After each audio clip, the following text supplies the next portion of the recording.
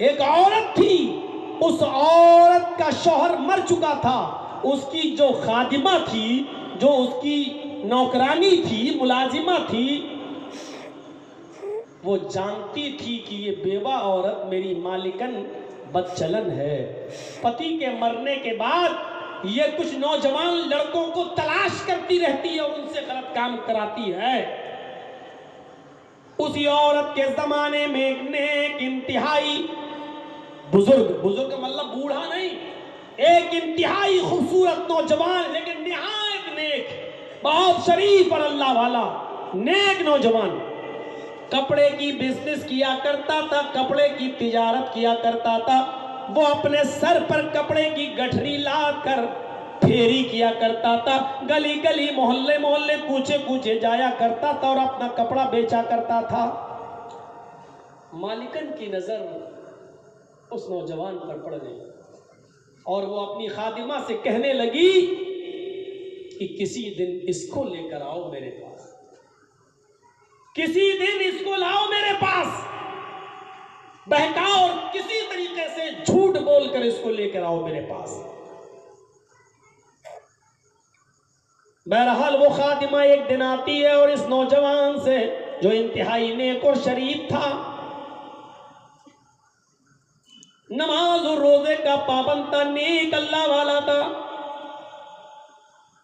اس کو بہلانے اور پھسلانے لگی اور کہنے لگی کہ ایک شخص کی گواہی کے بارے میں میری مالکن آپ سے بات کرنا چاہتی ہیں، دین کا معاملہ ہے اور دین کی بات ہے، اس لیے آپ کو میرے مالکن کے پاس چلنا ہے اور میری مالکن آپ سے دین کا کوئی مسئلہ پوچھنا چاہتی ہیں۔ کہا چلو، دین کی بات کی تو چل دی، کپڑے کی گٹھری لے کر چل دیے اس کے گھر۔ دروازہ اس ملازمہ نے، اس خادمہ نے دروازہ کھولا اور کہا اندر جائیے۔ یہ اندر گئے، وہ خادمہ نے یہ دروازہ بند کر دیا۔ ایک اور دروازہ تھا، اس دروازے کو کھولا، کہا اور آگے چلیے، اس دروازے کو بند کر دیا۔ پھر ایک اور دروازہ ملا، اس دروازے کے اندر گئے، تیسرا دروازہ بھی بند ہو گیا۔ کہا چوتھے دروازے کو کھولا اور جب گئے تو بہت اندر ایک عورت بیٹھی ہوئی تھی، بڑی خوبصورت تھی، حسین و جمیل تھی، لیکن بیوہ تھی۔ یہ ملازمہ، یہ نوکرانی جو تھی، یہ خادمہ، اس کو اشارہ ہوا اور یہ گھر سے باہر چلی گئی، اور وہ جو مالکن تھی، جو حسین و جمیل تھی، بیوہ تھی، وہ اس نوجوان لڑکے کے پاس، نیک شخص کے پاس بیٹھ جاتی ہے اور ادھر ادھر کی باتیں کرنے لگتی ہے۔ اور جب دیکھا کہ یہ کسی بھی قیمت پر بہکنے میں نہیں آ رہے ہیں، ان کے قریب نہیں ہو رہے ہیں، اس کو سمجھا رہے ہیں، تو اس عورت نے کہا اچھا ٹھیک ہے ادھر آئیے۔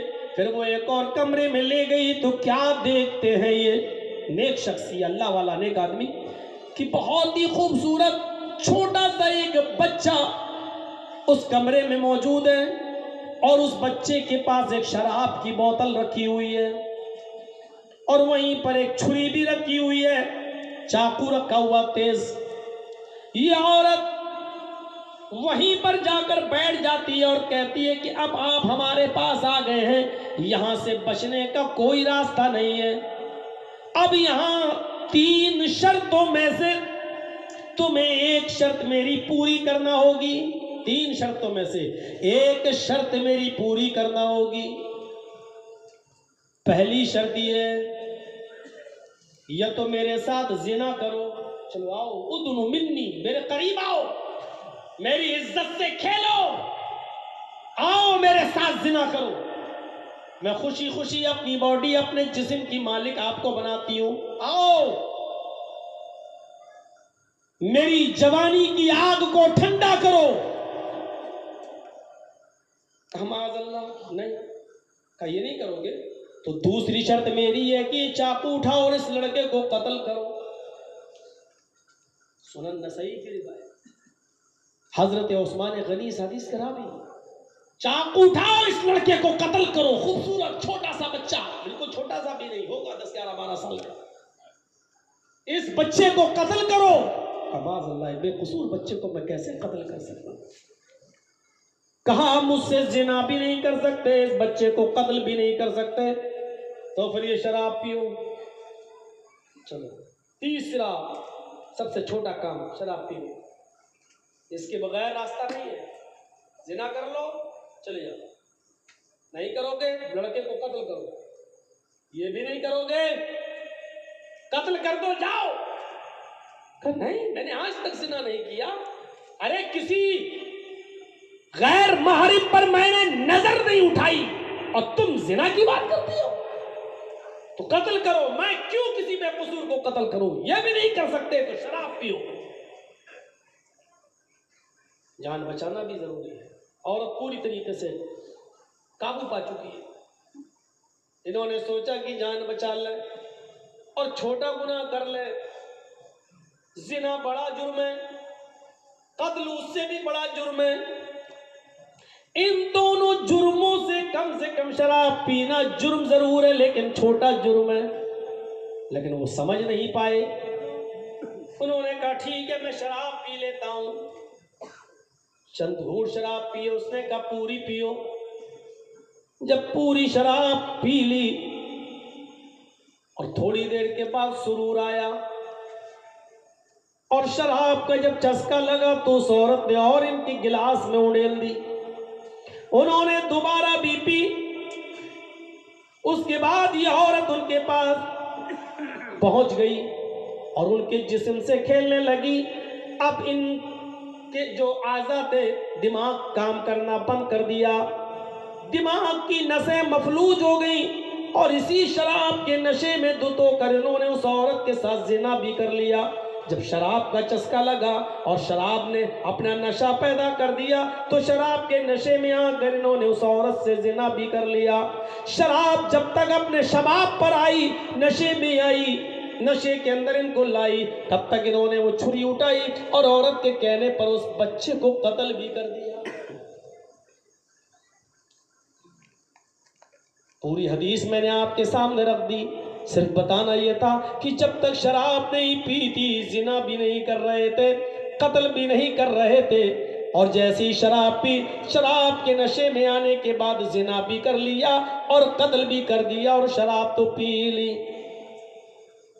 شراب سے جب تک بچے تھے تو نہ زنا کے قریب گئے نہ بچے کو قتل کیا، لیکن جب شراب کا نشہ چڑھ گیا تو بچے کو قتل بھی کر ڈالا اور منہ بھی کالا کر لیا اس عورت سے اور شراب بھی پی لی. یعنی زنا کا بھی لطف لے لیا، شراب بھی پی لی اور بچے کو بھی قتل کر دیا. فَإِنَّهُ رَأْسُ كُلِّ فَاحِشَةٍ، سچ فرمایا تھا جناب محمد رسول اللہ صلی اللہ علیہ وسلم نے کہ شراب ہرگز مت پینا، اس لیے کہ شراب تمام برائیوں کی جڑ ہے. تمام جرائم کا ارتکاب اسی شراب کی وجہ سے ہوتا ہے. شراب پینے کے بعد آدمی ماں بہن کی تمیز بھول جاتا ہے. جب شراب حرام نہیں ہوئی تھی تو ایک صحابی نے بھی شراب پی لی تھی اور شراب کے نشے میں بجائے بیوی کے اپنی بیٹی کو پکڑ لیا اور کھینچ کر کمرے میں لے جانے لگے. بیوی نے جلدی سے اپنی بیٹی کو چھڑایا اور دھکا دیا اور ان کو کمرے میں بند کر دیا. شراب کا نشہ جب اترا تو انہوں نے اپنی بیوی کو مارا. بیوی نے کہا واہ صاحب پتہ لگاؤ کہ میں نے تمہیں کیوں بند کیا کمرے میں، تم نے شراب زیادہ پی رکھی تھی. اس نے کہا تو کیا ہوا، میں کبھی زیادہ کبھی کم پی ہی لیتا ہوں. فرمایا آج تم نے اتنی پی لی تھی کہ بیوی اور بیٹی میں انتر ہی نہیں کر پائے اور بجائے بیوی کے بیٹی کا ہاتھ پکڑ لیا. یہ سننا تھا کہ اس صحابی چیخ پڑے اے اللہ یہ زمین پھٹ جاتی اور میں زمین کے اندر دھس جاتا. اے اللہ یہ میں کیا سن رہا ہوں. شراب کے نشے میں وہ اپنی بیٹی اور بیوی میں انتر نہیں کر پائے. لوگوں اے نوجوانوں، شراب ماں اور باپ کا فرق بھلا دیتی ہے. شراب ماں کے سامنے گالیاں دینے پر مجبور کرتی ہے. شراب اپنی بہنوں بیٹی کے سامنے گالیاں دینے پر مجبور کرتی ہے. شراب کے نشے میں آدمی نالی میں گر جائے تو نالی کا گٹر کا گندا پانی پیتا ہے اور اسی کو آب زمزم سمجھنے لگتا ہے، کیونکہ شراب انسان کی عقل کو خراب کر دیتی ہے، ماں بہن اور بیٹی کی تمیز کو بھلا دیتی ہے۔ اس لیے اس نوجوانوں شراب کی لت کو چھوڑو، جو ماں اور بہن بیٹی کے تمیز کو اور فرق کو مٹا دے، ایسی شراب کو ہاتھ کیوں لگاتے ہو؟ اس سے بچنا چاہیے کہ قرآن کہتا ہے انما الخمر والمیسر والانصاب والازلام رجس من عمل الشیطان فاجتنبوه لعلکم تفلحون۔ اے مسلمانوں، تمہارے اوپر شراب، تمہارے اوپر جوا، والانصاب والازلام اور بتوں کے آستانے، والازلام اور پاسے کے تیر، یہ ساری کی ساری چیزیں رجس من عمل الشیطان، شیطان کی گندگی ہے، شیطان کی غلاظت ہے، شیطان کی گندگی ہے۔ فاجتنبوہ، ان چیزوں سے بچو، لعلکم تفلحون، تاکہ تم کامیاب رہو، تاکہ تم کامیاب ہو جاؤ، تاکہ تم جنت پا جاؤ۔ قرآن نے انکار کر دیا اور حرام کر دیا ہے ساری چیزوں کو، شراب، جوا اور فال کے تیر، بتوں کے نام پر چڑھائے ہوئے چڑھاوے، یہ ساری کی ساری چیزیں تمہارے لیے حرام کر دی ہیں۔ کیا بات! لیکن نوجوان طبقہ شراب کی لت میں مست۔ چلو شراب بھی ہو گیا، اتنا ہی کافی ہے شراب کے بارے میں۔ اور پانچویں چیز تھوڑی سی تفصیل طلب۔ پہلی چیز شرک مت کرنا، چاہے جلا دیے جاؤ یا قتل کر دی جاؤ۔ ایک، ماں باپ کی نافرمانی مت کرنا، چاہے وہ تمہیں تمہارے گھر سے اور بیوی بچوں سے تمہیں بے دخل ہونے کو کہہ دیں، نکلنے کو کہہ دیں، نافرمانی مت کرنا۔ دو، فرض نماز کا زدن جان بوجھ کر مت چھوڑنا۔ تین، اور چوتھی چیز، کبھی کسی حال میں شراب مت پینا۔ چار، پانچویں چیز، ایاک والمعصیہ فإن بالمعصیۃ حل سخط اللہ، اللہ کی نافرمانی سے بچے رہنا، اس لیے کہ جہاں اللہ کی نافرمانی ہوتی ہے وہاں اللہ کا عذاب حلال ہو جاتا ہے۔ جھوٹ، چوری، غیبت، بے ایمانی، امانت میں خیانت، رشوت، سود، بے پردگی، بے حیائی، یہ سب کیا ہے؟ سب معصیت اور نافرمانی تو ہے۔ سود کا کاروبار بڑے چرم پہ چلتا ہے، کون نہیں کر رہا ہے؟ مسئلہ پوچھتے یہ بھی سود، یہ بھی سود۔ مولانا صاحب کریڈٹ کارڈ بنانا کیسا ہے؟ مولانا صاحب شیئر مارکیٹ میں پیسہ لگانا کیسا ہے؟ مولانا صاحب لاٹری کا ٹکٹ خریدنا کیسا ہے؟ سود کے اور بیاج کے اتنے چور دروازے ہیں کہ ہمیں پتہ ہی نہیں چلتا۔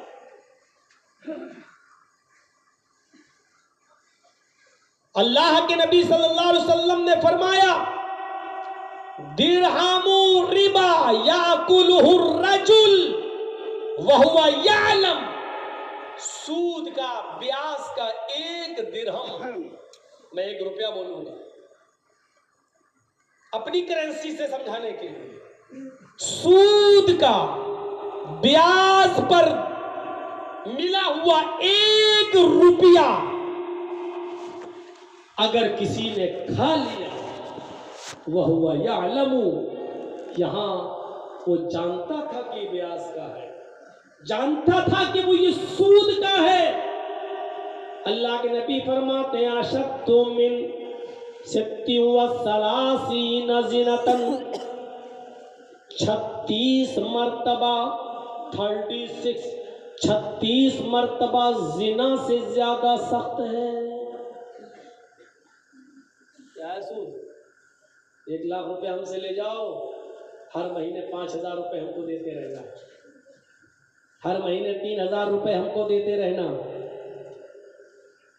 جب تک 3,000 روپیہ مہینہ ہم کو دیتے رہو گے، 5,000 دیتے رہو گے، 1,00,000 تمہارے پاس رہے گا. جب میرا پورا 1,00,000 مجھے دے دو گے تب 3,000 4,000 5,000 لینا بند کر دیں گے. یہ ہے سود.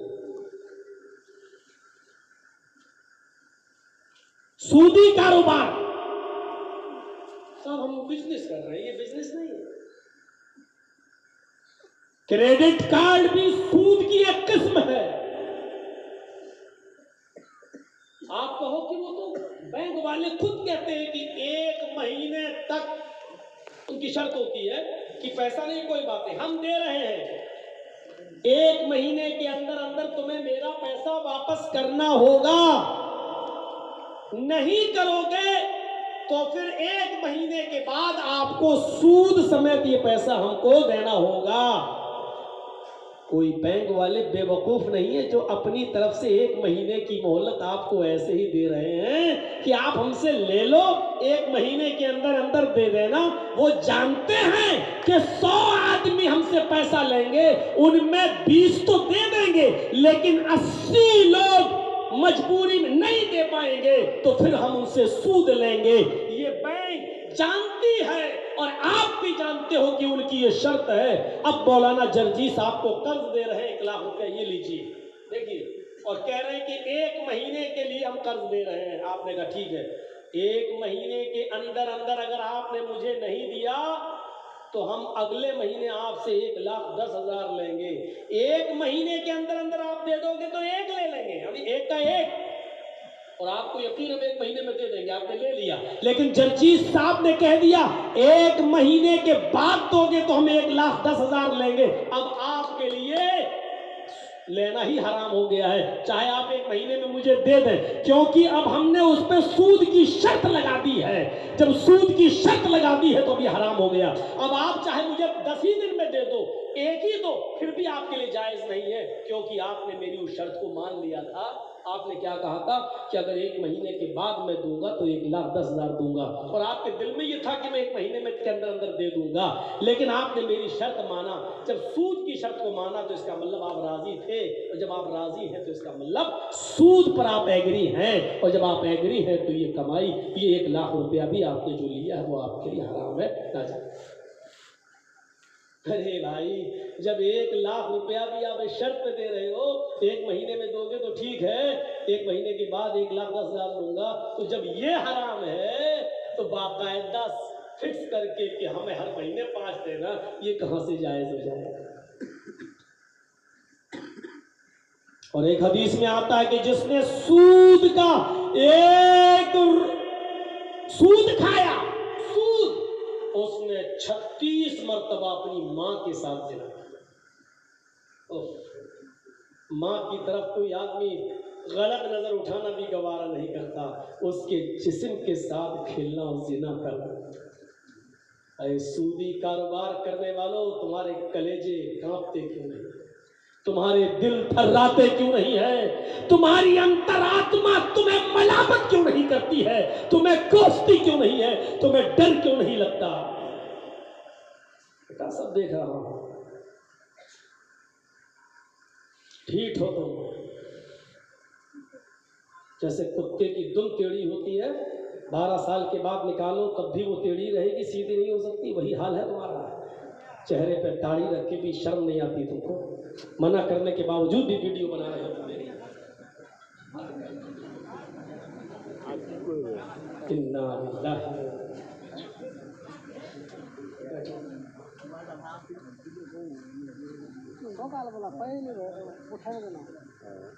تو میرے بھائیوں، اپنی ماں کے ساتھ، میں جانتا ہوں سودی کاروبار کرنے والوں کے اوپر کوئی فرق نہیں پڑے گا. جرجی صاحب تم تو کل کے لونڈے ہو. یہاں 80 سال کے علماء، بڑے بڑے مولوی، بڑے بڑے شیخ الحدیث سمجھا کے تھک گئے. ہم نے ان کی بات نہیں مانی، تمہاری کیا مانیں گے؟ 25 سال پہلے میں آیا تھا، 25 سال بعد کیا فرق پڑا ہے؟ دینی اعتبار سے کیا فرق پڑا ہے؟ سننے کا شوق آج بھی موجود ہے. جرجی صاحب آ رہے، بھیڑ لیکن ایک کان سے سنیں گے دوسرے کان سے ہم نکال دیں گے. ہمیں میڈیکل سائنس میں ایک بیماری ہے جس کو بولا جاتا ہے ڈائریا. سنے نا؟ میڈیکل سائنس میں ایک بیماری کا نام ہے کیا؟ ڈائریا. جانتے ہو ڈائریا کیا ہوتا ہے؟ لیور کا فنکشن خراب ہو جاتا ہے، ڈیمیج ہو جاتا ہے، اور آدمی جو کچھ بھی کھاتا ہے وہ ہضم نہیں ہوتا. جو منہ سے کھا رہا ہے لیور اس کا کام ہی نہیں کرتا، وہ ایک دم پانی بن کر لیٹرین کے راستے سے وہ چیز باہر آ جاتی ہے. اس کا نہ خون بنتا ہے نہ غذا بنتی ہے، جسم پر کوئی اثر نہیں ہوتا اس کا. آپ نے جو روٹی کھائی، دال بھات کھایا، کوئی اثر نہیں ہوگا، وہ پانی بن کر لیٹرین کے راستے سے باہر نکل جائے گا، کیونکہ لیور کا فنکشن خراب ہو گیا ہے. کھانے اور پینے کی کوئی چیز آپ کی باڈی پر نہیں لگ رہی ہے، وہ دوسرے راستے سے باہر آ جاتی ہے. ہمیں کانوں کا ڈائریا ہو گیا ہے. بدر دجا ندوی چیخے، جرجیس چلائے، جتنے بھی مولوی آئے آتے رہے، ہم ان کی باتوں کو اپنے دل پر، ہماری باڈی پر اثر نہیں ہوگا. ایک کان سے سنیں گے دوسرے کان سے ہم نکال دیں گے. ہمیں کانوں کا ڈائریا ہو گیا ہے. میرے بھائیوں، ہم صرف سنتے ہیں لیکن اس حدیثوں کا، قرآن کا کوئی اثر ہمارے دل پر نہیں. جیسے کھانے اور پینے کی چیزوں کا اثر ڈائریا کے مریض کے جسم پر نہیں ہوتا ہے، وہ لیٹرین کے راستے سے نکل جاتا ہے. اسی طریقے سے میرے بھائیوں ذرا تصور کرو، ہمیں کانوں کا ڈائریا ہو گیا ہے. قرآن و حدیث ہم سنتے ہیں جو ہمارے اوپر اثر نہیں کرتا، دوسرے کان سے نکلتا آتا ہے. ماں کے ساتھ زنا، یہ نافرمانی کے کام نہیں کرو، اللہ کا ساتھ تو ہی نہ. اسی طریقے سے بے حیائی، بے پردگی اور یانیت کیا ہے؟ آپ جلسے بھی کرائیں اور بازار بھی لگوائیں، اور اس بازار میں مردوں سے زیادہ لیڈیز ہو،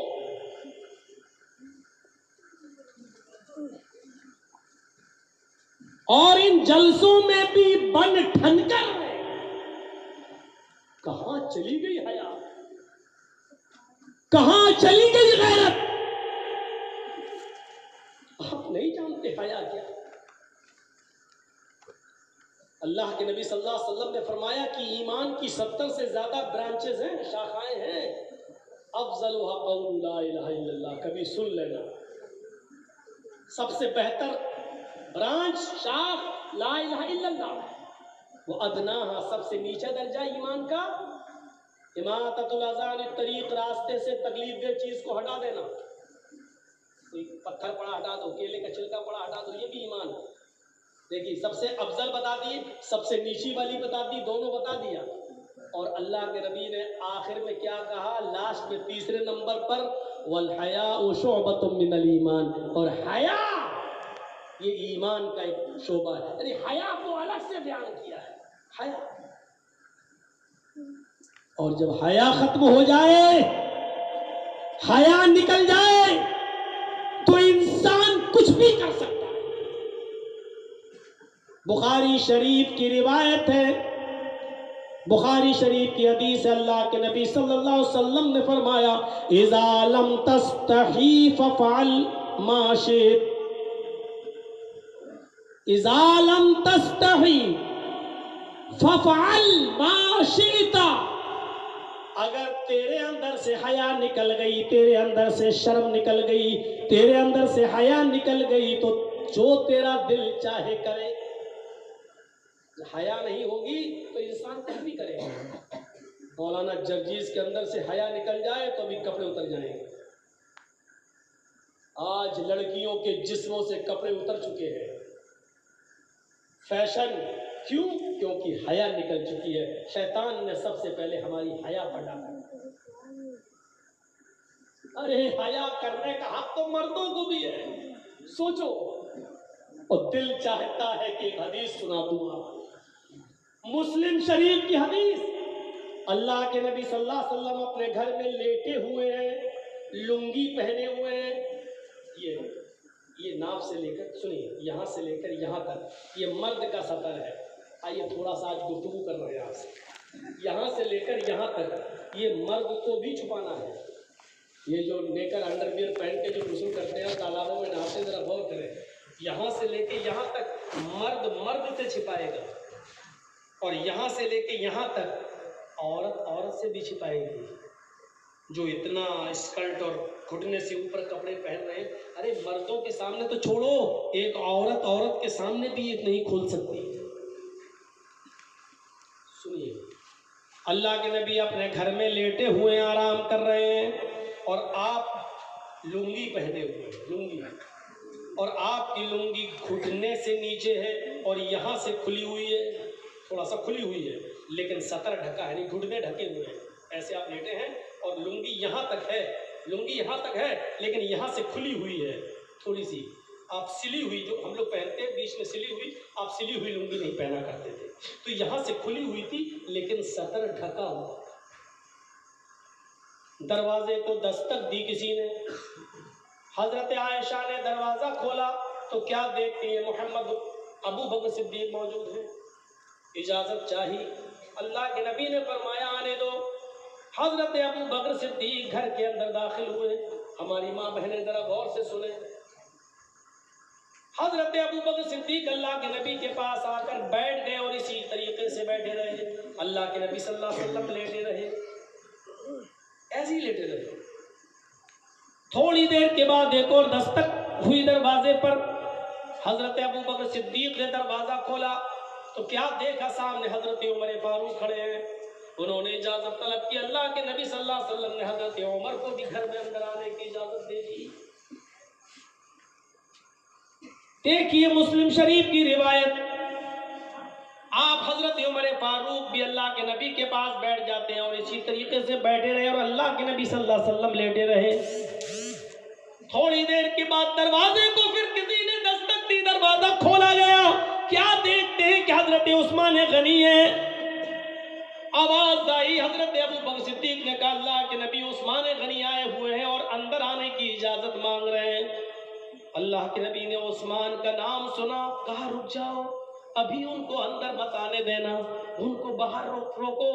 اس کے بعد آپ صحیح سے ہوئے اور آپ نے اپنی لنگی کو اور نیچے کر لیا اور اس کے بعد میں آپ نے اپنے دونوں گھٹنوں کو سٹا لیا اور پھر آپ نے فرمایا اب ان کو اندر آنے دو. جب وہ اندر آ گئے اور تینوں لوگ جب مل کر گفتگو کر کے جب چلے گئے تو حضرت عائشہ صدیقہ نے فرمایا اے اللہ کے نبی، آج میں نے ایک عجیب حالت دیکھی.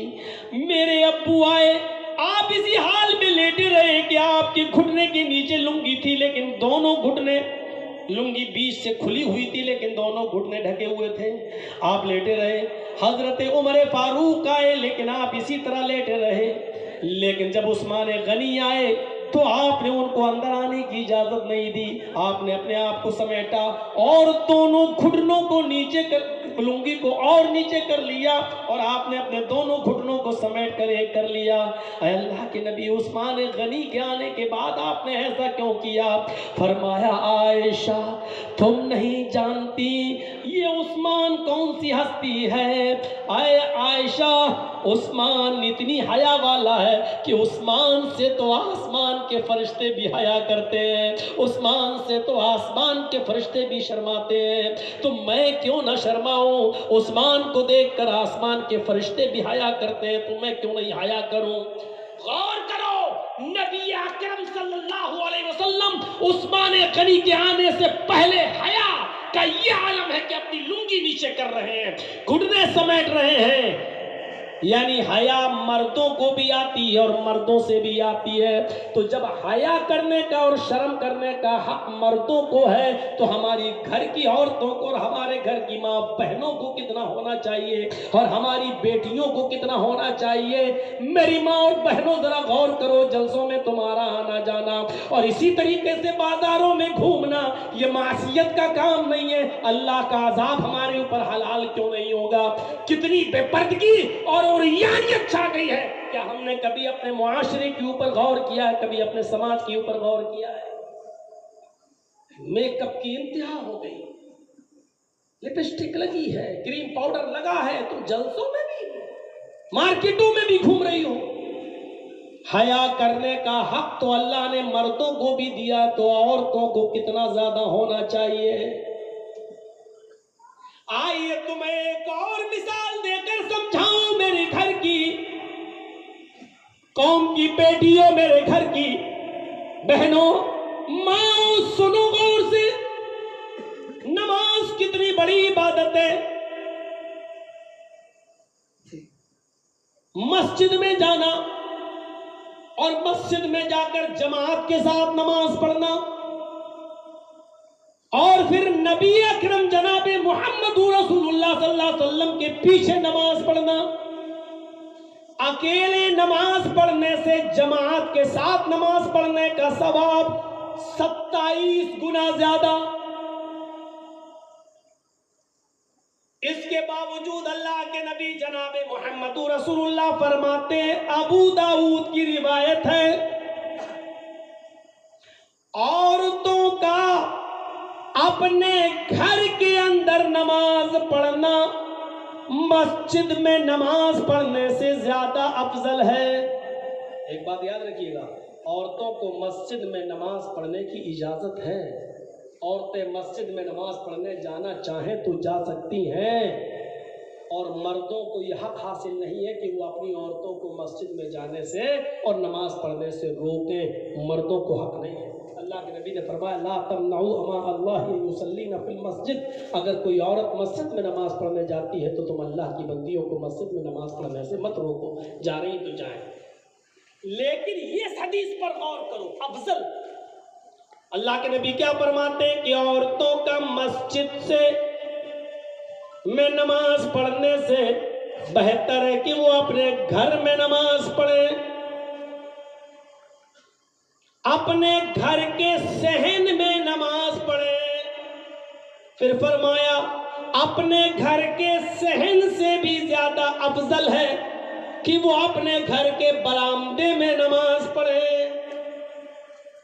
अपने घर के बरामदे से भी ज्यादा बेहतर है कि वो अपने कमरे में, अपने रूम में नमाज पढ़े, और अपने रूम में, अपने कमरे में भी नमाज पढ़ने से बेहतर ही है कि वो कमरे के अंदर भी कोई कोठी हो, कोई तन्हाई हो, तो वो उस कोठी के अंदर, उस कोठरी के अंदर, उस अलग और तन्हाई की जगह में नमाज पढ़े।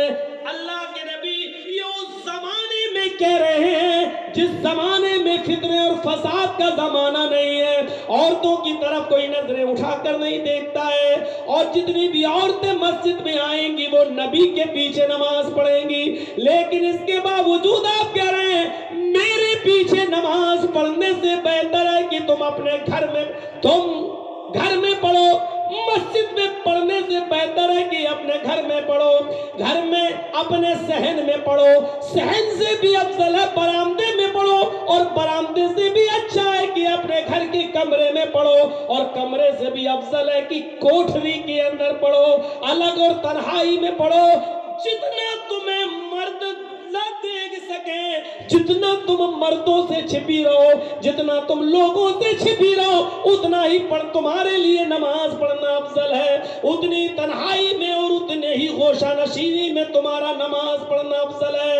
यानी अल्लाह नमाज जैसी इबादत अरे बाजारों में जाने के लिए नहीं कहा है, मार्केट में घूमने के लिए नहीं, कलिया चक में शॉपिंग करने के लिए नहीं, और नुमाइश और एग्जीबिशन में अपने जीजा की गाड़ियों पर बैठकर सालियों का जाना नहीं।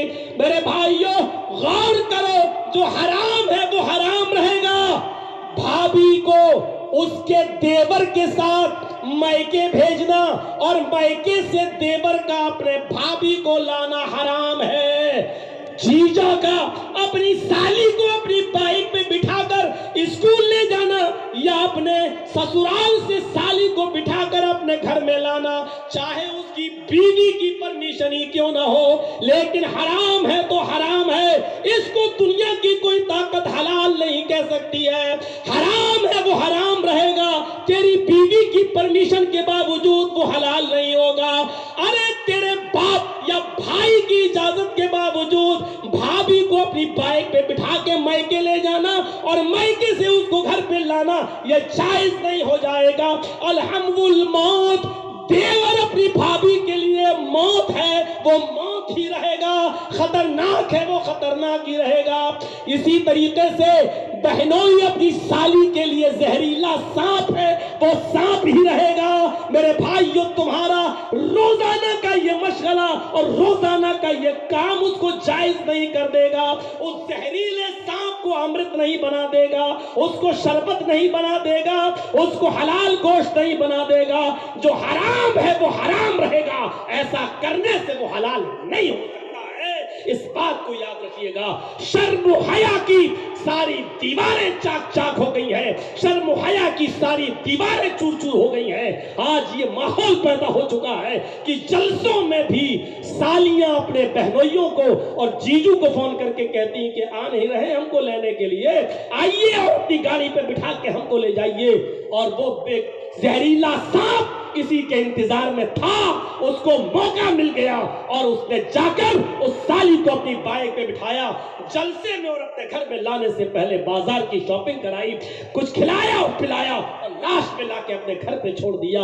उधर बहन भी खुश कि मेरी बहन को ले आया, उधर बीवी भी खुश कि मेरी बहन को ले आया, इधर बहन भी खुश कि मेरी बहन को कोई प्रॉब्लम और कोई परेशानी नहीं है। शर्म हया की सारी दीवारें तोड़ दी गई है। मेरे भाइयों, किसी के हलाल समझ लेने से ये चीज हलाल नहीं हो जाएगी। याद रखिएगा, औरत को मस्जिद में जा सकती है, लेकिन अफजल क्या है घर में। क्यों?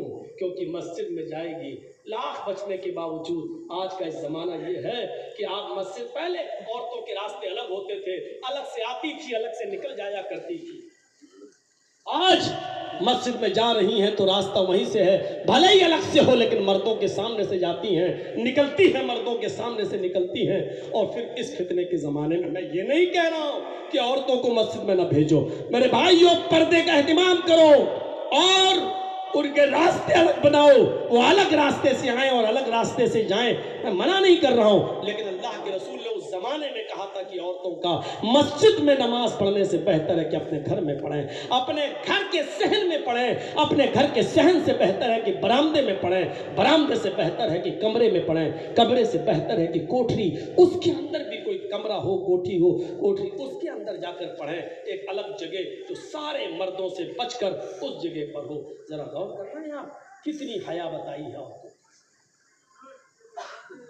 और सुनिए, इतना ही नहीं, अल्लाह के नबी सल्लल्लाहु अलैहि वसल्लम ने फरमाया अगर मस्जिद में औरतें आती भी हैं तो चलो आए, उनको मत रोको। फरमाया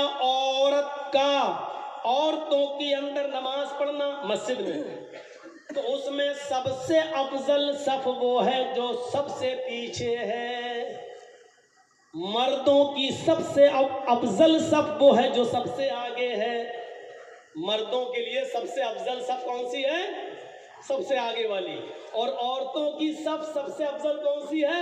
सबसे पीछे वाली। क्योंकि औरत जितना सबसे पीछे रहेगी उतना ही वो मर्दों से दूर रहेगी। अब आप सुनिए, अगली सफ में नमाज पढ़ने का सवाब कितना है? अल्लाह के नबी ने फरमाया, अल्लाह के रसूल कहते हैं अगर किसी को ये पता चल जाए कि पहली सफ में नमाज पढ़ने का सवाब कितना है, तो लोग पहली सफों में आने के लिए लड़ेंगे और झगड़ा करेंगे। यहां तक कि कुरानदाजी होगी, पर्चियां लिखकर डाली जाएंगी कि अगली सफ में कौन नमाज पढ़ेगा, अगली सफ में कौन, पर्चियां पड़ेंगी। मतलब जो सबसे पहले आएगा वो सबसे पहले नहीं, सभी एक साथ आ गए तो क्या करोगे? एक सफ में 20 आदमी की जगह है और पूरी मस्जिद में आपके 150 आदमी आते हैं, 200 आदमी आते हैं मान लीजिए, और अगली सफ में 20 आदमी आते हैं और एक ही साथ 200 आदमी मस्जिद के अंदर आ गए, तो अब आप अगली सफ में कौन जाएंगे? तो अल्लाह के नबी फरमाते हैं अगर किसी को ये पता चल जाए कि पहली सफ का सवाब कितना है, तो लोग लड़ेंगे और झगड़ा करने लगेंगे और फिर पर्चियां डाली जाएंगी, कुरानदाजी होगी, जिनके नाम निकलेंगे उन्हीं को आगे खड़ा किया जाएगा, वही नमाज पढ़ेंगे। इसलिए किसी को अगले सब के सवाब के बारे में बताया नहीं गया कि लड़ने और झगड़ने न लगे, बस इतना बता दिया कि अगर सवाब मालूम हो जाए तो ये लड़ेंगे और झगड़ेंगे। गौर غور کرو، اگلی صف میں نماز پڑھنے کا ثواب اتنا زیادہ ہے، لیکن عورتوں کی حیا اور شرم اتنی بتائی، فرمایا اے عورتوں اس ثواب کے لالچ میں تم آ کر اگلی صف میں مت آنا، تمہارے لیے لیڈیز کے لیے، عورتوں کے لیے سب سے اچھی صف وہ ہے جو سب سے پیچھے والی ہے، سب سے پیچھے والی صف سب سے افضل صف ہے، عورتوں کو سب سے زیادہ ثواب اس صف میں ملے گا جو سب سے پیچھے ہوگی، اس لیے کہ وہ مردوں سے اتنی ہی دور ہوں گی، جتنی مردوں سے دوری بناؤ گی اتنی زیادہ شرم ہو جائے۔ اسی لیے فرمایا جب امام بھول جائے، بجائے رکوع کے سجدے میں چلا جائے یا ایک رکوع کے بجائے 2 رکوع کر لے، تو پیچھے جو مقتدی کھڑے مرد ان کو حکم ہے کہ وہ امام کو یاد دلائیں، اور یاد کیسے دلائیں؟ سبحان اللہ بول دیں، اللہ اکبر بول دیں، یہ بول کر یاد دلائیں۔ لیکن عورتوں کی شرم و حیا کا منظر یہ ہے کہ اللہ کے نبی جناب محمد رسول اللہ صلی اللہ علیہ وسلم نے فرمایا اگر مردوں کو یاد نہ ہو کہ امام بھول گیا ہے، اور عورتیں جو پیچھے کھڑی ہیں ان کو معلوم ہے کہ امام بھول گیا، ان کو پتہ چل جائے کہ امام بھول گیا، تو وہ سبحان اللہ نہیں کہیں گی، آواز بھی نہیں نکالیں گی، اس لیے کہ عورتوں کی آواز کا بھی پردہ ہے۔ عورتیں اپنی زبان سے اپنے مردوں کو، اب ان مردوں کو جو مسجد میں آئے ہیں ان کو اپنی آواز بھی نہیں سنائیں گی، بلکہ یہ 3 انگلی اٹھائیں گی اور اس طریقے سے وہ اپنے ہاتھ پر ماریں گی، اس طریقے سے مار کر وہ یاد دلائیں گی، آواز یعنی 3 انگلی کو ایسے ایسے مار کر وہ اپنے یعنی امام کو یاد دلائیں گی۔ جب یہ تصفیق یہ تالی کی آواز جب امام سنے گا تو سمجھ جائے گا کہ میں بھول گیا، یعنی عورتوں کو آواز نکالنے تک کا حق نہیں دیا ہے، حکم نہیں دیا ہے، یہ ہے عورتوں کی شرم و حیا کا تعلق۔ بتائیں ہماری ماں بہنیں کہاں چلی گئی شرم و حیا؟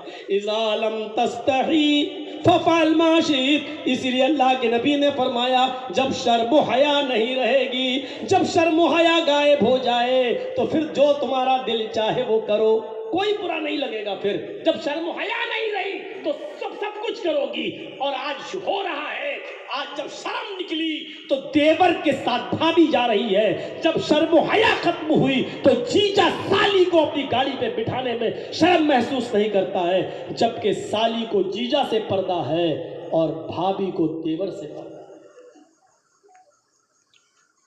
پردہ ہے۔ پردہ سمجھ رہے ہو نا؟ ہاں، جس طریقے سے سب سے اور لوگوں سے بلکہ اس سے زیادہ سالی کو جیجا سے اور دیور کو اور بھابھی کو دیور سے اس سے زیادہ پردہ کرنے کا حکم دیا گیا ہے۔ فجر تک تو نہیں بولوں گا لیکن اتنی جلدی چھوڑوں گا بھی نہیں، تھوڑا سا اور آئیے ایک اور نظریے سے تمہیں سمجھائیں، ایک اور چیز تمہیں بتا دیتا ہوں، بڑی پیاری چیز، اور یہاں میں تم سے سوال بھی کروں گا۔ شادی ہوتی ہے نا، دیکھیے شرم و حیا کیا ہے، میری بہنوں تم اپنی اوقات